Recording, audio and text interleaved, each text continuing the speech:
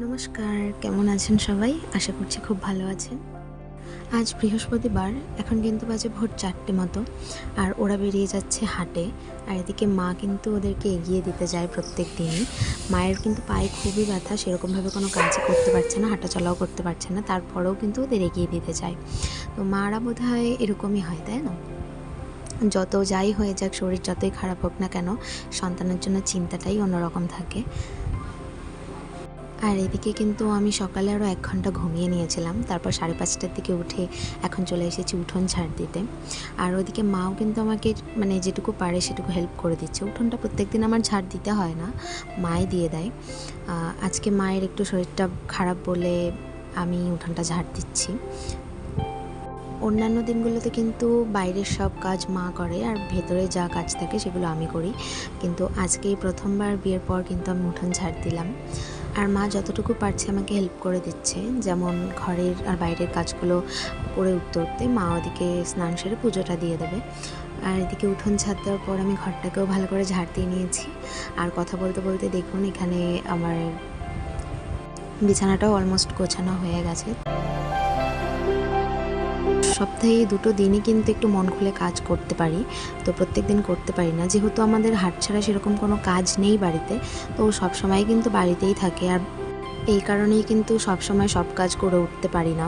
তো সপ্তাহে ২টো দিন ওরা হাটে চলে যায়, সেই ২টো দিনই কিন্তু আমি বেছে নিই বাড়ির সমস্ত কাজ করার জন্য। সপ্তাহে ২টো দিনই আমি ঘর মুছি, ঘরের যাবতীয় জায়গা পরিষ্কার করি।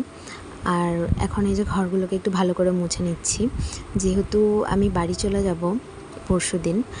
কারণ বিয়ের এটা প্রথম বছর, আর আমাদের মধ্যে ভাদ্র মাসে ১৩ দিন শ্বশুরবাড়িতে থাকতে হয় না, বাবার বাড়িতে থাকতে হয়, এরকম একটা নিয়ম আছে। তো সেই জন্য কিন্তু আমি একটু ভালো করে সব কিছু ডিপ ক্লিন করে যাচ্ছি। যেহেতু মায়ের শরীরটা ভালো না, মা কিন্তু সেরকম কিছু করতে পারবে না, তাই যতটা পারি কাজ এগিয়ে দিয়েই যাচ্ছি। সংসারের কাজ করতে একটু তো কষ্ট হবেই, কিন্তু আমার কিন্তু বেশ ভালোই লাগে করতে। সপ্তাহের এই ২টো দিন পরিশ্রম কিন্তু অনেকটাই হয়, কিন্তু তারপরে যখন দেখি চারপাশটা ঝকঝক করছে, তখন কিন্তু মনটা একাই ভালো হয়ে যায়। ব্রাশ করার পরে কিছু জামাকাপড় ছিল, সেগুলোকে কেচে নিয়ে স্নান সেরে কিন্তু চলে এসেছি রান্নাঘরে। তো এসে দেখি যে মা অলরেডি ভাত বসিয়ে দিয়েছে, তাই আর দেরি না করে কিন্তু চলে গেলাম ছাদে। প্রায় ৩-৪ দিন আকাশ মেঘলা হয়ে থাকার পর আজকে কিন্তু ভীষণ রোদ উঠেছে।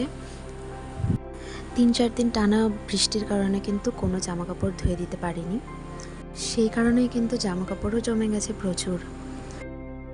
সকালে যা ছিল সেগুলো মোটামুটি মা ধুয়ে দিয়েছে, আর বাদবাকি যা ছিল সেগুলো এখন আমি ধুয়ে দিলাম। আর যা রোদ উঠেছে মোটামুটি ২ ঘন্টার মধ্যেই সব শুকিয়ে যাবে। তো চলুন কথা না বাড়িয়ে চলে যাই এখন আবার রান্নাঘরে। আর এদিকে কিন্তু ভাতটাও হয়ে গেছে।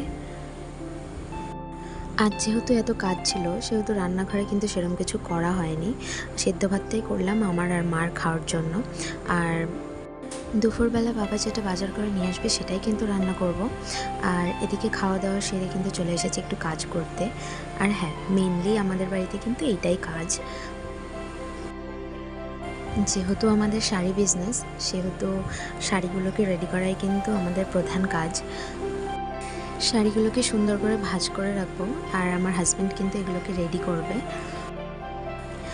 শাড়িগুলো কিন্তু প্রায় কমপ্লিট হয়ে গেছে, বাকি যা রয়েছে সেগুলো কিন্তু রাত্রেবেলা করে ফেলবো। আর এদিকে দেখুন কথা বলতে বলতে চলে এসেছি আমার এক পুচকে ননদিনী। এখন ৩ জন মিলে বসে একটু টিভি দেখছি। তো বসে থাকতে থাকতেই হঠাৎই দেখি আকাশ আবার মেঘলা করে নিয়েছে, তাই জন্য কিন্তু ছাদ থেকে জামা কাপড়গুলো নিয়ে চলে এলাম। আর এগুলোকেও এখন ভাঁজ করে নেব।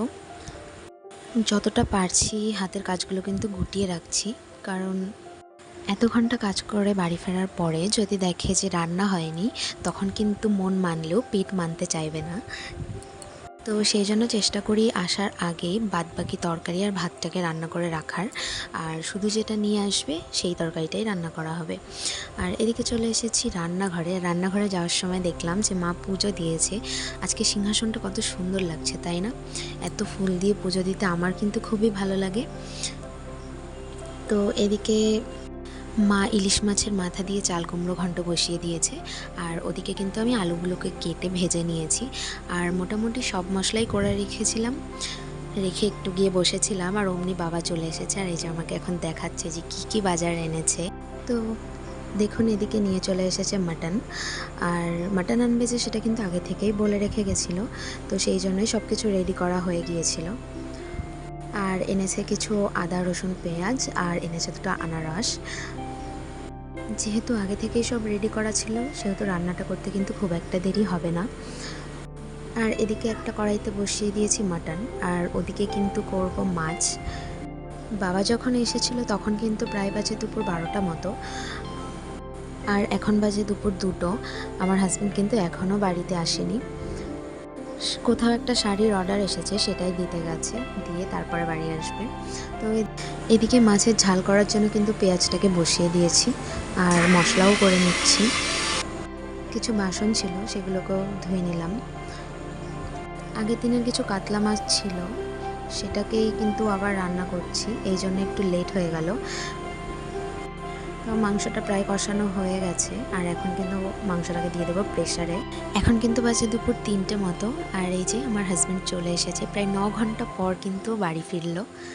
তো এই যে চলে এসেছে একটা পার্সেল। আর আজকের মতো ভিডিওটা এখানেই শেষ করছি, দেখা হচ্ছে নেক্সট ভিডিওতে।